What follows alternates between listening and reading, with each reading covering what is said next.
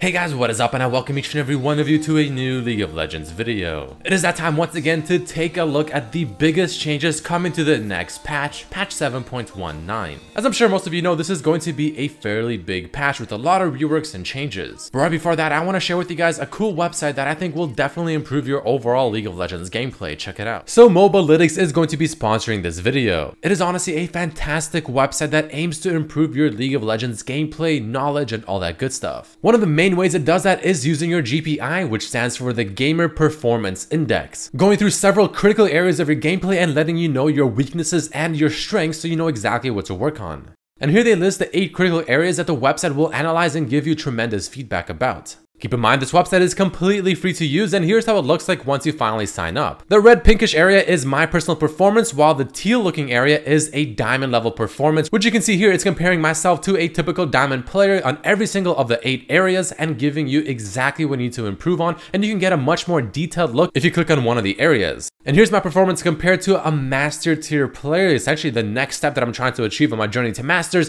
which is also giving me a better idea as to what I'm doing well and what I'm not doing so well. For instance, my aggression and vision seem to be doing quite well, while consistency and team play and fighting and farming are things I can improve on. And this GPI is one of the 4 core features of the website. Again, it's completely free. Definitely check it out. I'll have a link to it down below. Highly recommend it if you want to get better at League of Legends. Alright, so jumping into the first big change coming to the next patch, let's once again talk about Aatrox. I feel like I've talked about this specific change at least 3 or 4 times by now because it keeps getting reverted, it keeps getting changed, and it never really actually fully comes into fruition. Now the change is as follows. His Q ability, once it starts, is actually unstoppable for the second part of the Q. You can still stop him on the way up, but once he gets to the top and starts diving back down, he can no longer be interrupted and the dive will be fully completed. Following this, it seems like they finally did put back in the buff towards his ultimate that increases the active attack range gained from this ultimate by 50. This is going to help Aatrox quite a lot to give him a bit more power in terms of chasing someone down, kiting someone, and just essentially getting more range in general is always a very welcomed thing in League of Legends. Will this be enough to bring Aatrox back into the meta? I honestly don't think so, because Aatrox is also in line for some pretty big changes coming in the future, so we're just kind of waiting for that instead.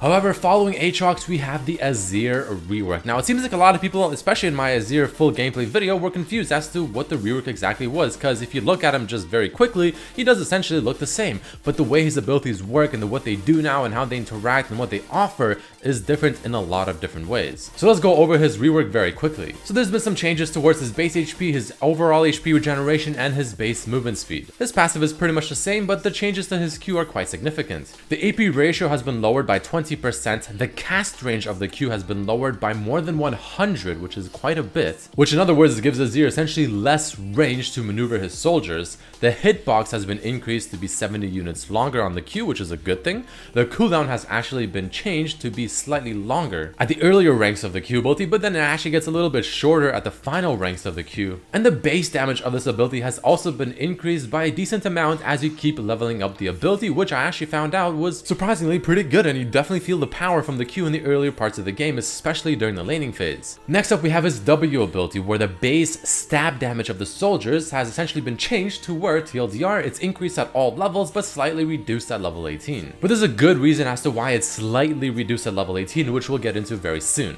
The per level soldier stab damage scaling has been increased, the recharge time has been lowered, the cast range of actually spawning the soldier has been increased by 50, which is kind of awkward with the Q, but it is a buff regardless. The soldier duration has been increased by 1 second, which will definitely help his new W passive that we'll talk about soon. The Azir basic attack command has been reduced by just a bit, so when you summon the soldier, you'll attack them just, that much faster. The soldier deactivation range has been decreased, so you have to stand closer to your soldiers in general. The soldiers can no longer attack wards or trinkets, which I kind of don't like. I mean, I thought it was extremely useful to be able to have that and to destroy wards and trinkets over walls and stuff like that, but the AP on the active of this ability has been lowered by 10%, but it now has a completely new effect, which is pretty damn big. So currently Azir's passive on his W, as per usual, gives him 20 to 60% attack speed as you just level up the ability, right? 60% by rank 5. But the new effect essentially doubles that passive attack speed for 5 seconds whenever he has summoned 3 or more sand soldiers. Or in other words, having 3 or more sand soldiers active at the same time. So you definitely do not need me to tell you that this is pretty damn big, and he's gonna have an obscene amount of attack speed later on to the game, and his carry potential is going to be almost unmatched. In my opinion, it's still not gonna be no Twitch coming out of stealth with his ultimate and rune hands and full crits, but it's gonna be not too far behind. And it should be, in theory, much more consistent in damage. But we're not done just yet, because his E ability has also had some changes to where now the shield has a 70% AP ratio. Azir's E ability now grants him a shield immediately as you use the E ability rather than having to hit something first. The shield duration has been lowered by quite a bit actually, but it also has a new effect to where if you actually hit an enemy champion with the E ability, you stop the dash and you instantly prepare a new Sand Soldier, aka the charge on your W, not actually spawning a new one. And the final thing regarding Azir is his ultimate, where the cooldown has been lowered, the wall size has been increased to have more soldiers every single rank, so you have +1 soldier at every single rank now, which I found personally to be fantastic, because having 4 soldiers rank 1 ultimates honestly felt very awkward, but now starting at 5 and going up to 7 makes it feel a lot more smooth and easier to land at rank 1 of the ultimate. But a pretty big change to his ultimate now is after it's finished coming out and the soldiers are stationary, you can actually now jump over them. You can jump over them, you can flash over them, which you always could, I believe anyways, but you can also just dash through them as well. It acts literally like a normal wall in League of Legends, which can definitely be quite impactful as to how you play against Azir now regarding his ultimate. So there you have it, the Azir rework, a lot of big changes. Essentially now he's going to be more of a closer ranged mage, but has a lot more power and carry potential, and you have to respect him a bit more as well. But if you do get onto him, he should be also a little bit easier to kill. Following this, we have some massive changes happening to Caitlyn, which in theory you can even almost call it a rework as well. So first, you'll see a bunch of changes to her base stats, like her HP per level has been increased, her base HP has been lowered by a lot actually, making her laning phase weaker. Her base attack speed has been increased, which is great. Her attack speed per level has been increased by double, which is fantastic. Her late game power is better. The base attack delay has been lowered, and her base HP regeneration has also been lowered. But following this, her passive headshot now also works on turrets, so you can also use it to destroy towers that much faster, get bigger pushes going, and later on when your headshot is doing more damage, you'll be destroying towers and having that much more siege power with Caitlyn, since, you know, someone like Tristana is just completely superior at the very moment. They also buffed her Q ability to where now it does more damage to other targets hit past the first one, rather than doing a lot less. There's also changes to her Yordle Snap Trap, where the headshot damage has been increased by quite a bit actually, in fact 50 by rank 5. The AD scaling on this has been changed from 60% total AD up to 100% bonus AD, so much better usually late game, but it's probably going to be not as good in the earlier parts of the game. The duration has been lowered by quite a bit, the recharge time has been lowered, and the vision duration has been lowered by almost 3 times the amount. So it seems like they're trying to give Caitlyn more weaknesses in the laning phase, but give her a bit more power in the mid game and more chances to actually be contested as a hyper carry ADC, actually gets the items and as the late game happens. She's still no Twitch, nor Tristana, nor Kog'Maw, but in the current meta, she should definitely have a better place. Next up, we have a rework happening to Janna. I mean, the changes are just so massive this patch. Just like Caitlyn, Janna has had a lot of base stats changed. Her base AD has been lowered, her HP per level has been lowered, her base HP has been increased, her attack range has been increased by almost 100, which is still very questionable. Her attack speed per level has been increased, also questionable. Her AD per level has been lowered, her base attack missile speed has been increased by 400, also questionable,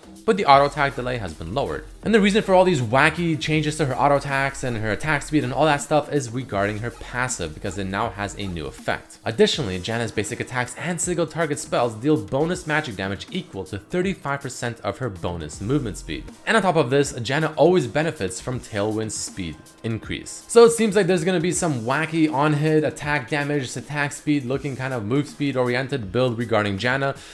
Don't really know the purpose of it, don't know why, but they're trying to make Janna essentially much more of an aggressive support, so you can't just sit back and do nothing. That's still just be probably the most useful support. Her Q ability has received some changes to where the mana cost has been lowered, the cooldown has been changed to be 12 at all ranks, the bonus range has been increased by 150. The bonus range per second charged has been lowered, but it has a new effect where Howling Gale now always reaches its destination in 1.5 seconds, making it just a little bit more consistent and easier to use. Following this, her W has also received some changes to where the range has actually been lowered. The cooldown has been changed to be 8 seconds at all ranks rather than 12. The bonus movement speed has been lowered by 7% by rank 5, and the slow duration has been lowered by 1 second. And last but not least, her E ability has had its cooldown changed to be from 10 seconds at all ranks to now starting at 18 seconds at rank 1, almost double, which is a fantastic nerf to her laning phase, but still going back down to 10 seconds by rank 5 of the E. TLDR, they're trying to give Janna more depth and make her just a bit more of an engaging kind of support champion that requires more, I guess, skill to play properly.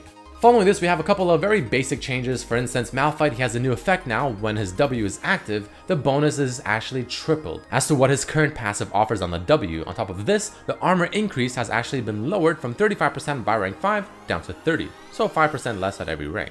Next up, we also seem to have some buffs happening to Ornn, to where his base mana has been increased by 40. I mean, okay, a little bit weird, but I guess that makes sense. The Volcanic Rupture, his Q ability, has had its mana cost lowered to 55 at every rank rather than going up to 75 by rank 5, and the mana cost on his E has also been lowered by 10 at every single rank. I don't personally play much Ornn, but based on these changes, it seems like he's been having some serious mana issues in the laning phase, which I actually do kind of remember from when I played him on the PvE server. Next, we also have somewhat of a rework happening to Vayne, to where now the bonus damage on her Q ability is now scaling off of 70% total AD by rank 5 from 50%, but it no longer can critically strike. So full crit Vayne builds with IE, Static Shiv, and or Rapid Fire Cannon, and using the Q just to proc that massive crit damage is no longer going to be a thing. The true damage on her W has been lowered at the earlier ranks, but the minimum true damage has actually been increased to try and sort of compensate for that by just a bit. And her ultimate now has a new effect, where the duration of Final Hour, which is the name of her ultimate, is extended by 4 seconds whenever a champion damaged by Vayne dies within 3 seconds. Think of it as being somewhat similar to Katarina's passive, to where now Vayne, if you play her correctly and you play her a bit more assassin-like and pop the ultimate at the right time,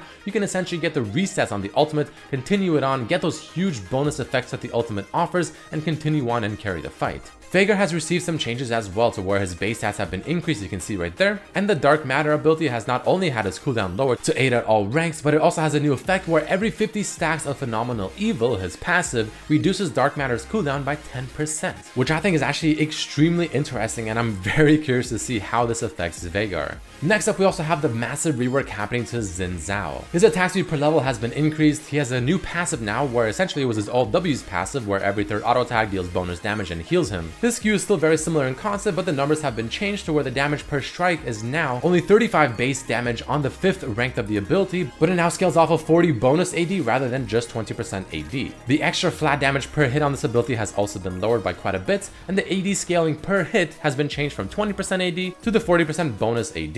His W is a completely new ability, very similar to Sejuani W or something maybe like Rengar's Q. You slash in front of yourself in an arc, and then you go ahead and thrust a spirit forward, and it does a lot of damage. The slash doesn't do too much and it doesn't scale very well, but the thrust forward does a ridiculous amount more damage, and it also even slows. But apparently the cast time of this ability is reduced with attacks we provided from items and levels. Next up, we have his E ability, which is still very similar in concept, but the magic damage on that has actually been lowered. The slow has been increased. The slow duration has been lowered from 2 seconds to 0.5 seconds, but it has a new effect, because now whenever you actually charge on something, Xin Zhao will instantly get up to 60% increased attack speed for 5 seconds, which is just better synergy than having it before, where it would be on your active W. And last but not least, we also have his ultimate, which now has been renamed to Crescent Guard. It has a 100-second cooldown at every single rank, and it has a new effect while still maintaining the core aspect of the ability, where he swings his spear in a circle and knocks everyone out but the target he's locked on. But after he swings his spear in a circle, the new effect kicks in. For 3 seconds after casting this ability,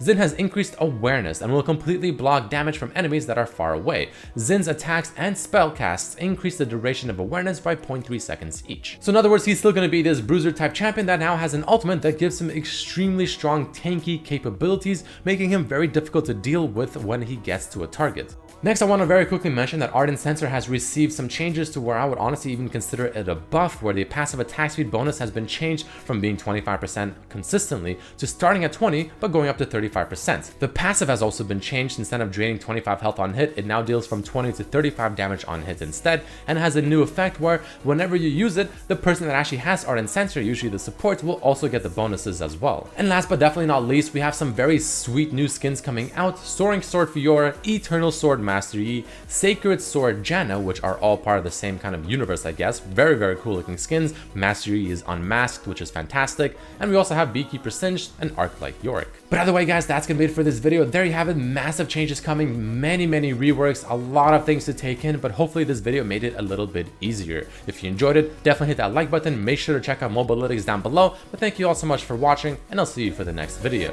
Peace.